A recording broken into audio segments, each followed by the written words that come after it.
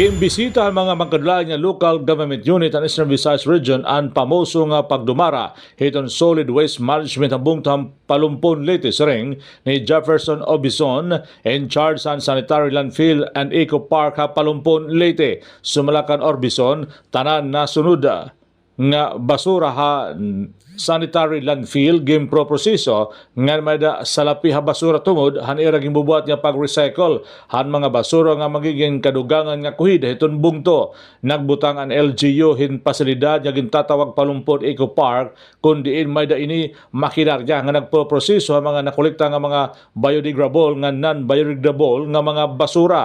Usa nga pamaagi pagbuhat hin hollow blocks gamit ang pulverized bottle o ginpulbos nga mga botilya nga single-use plastics ipinagin usa nga grinder machine. Ang mga diaper, medical waste, plastic bottles, ang iba pa nga mga plastic iging papaagi itong thermal decomposition system machine kundiin iniingin susunog nga ginihimong abo agud mahilakip gihapon ha paghimo in hollow blocks.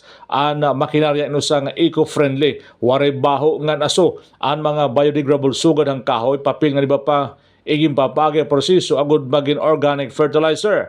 Ang local government nag-invest in mga advanced o nag-invest iton material recovery facility equipment agud masolusyonan ang pagdamoy basura ha ira lugar.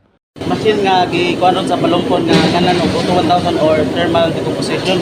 Kanang nga residual waste diri amon yung load diri nga tuhan. Except lang sa mga plastic bottle kay di na maabot diri kay mahalin man sa man. Oh, sa gawas pa lang mahalin na. Ang among magkuan diri kini mga example mga ligid, mga styrofoam, mga noog, ano mga plastic, mga kula.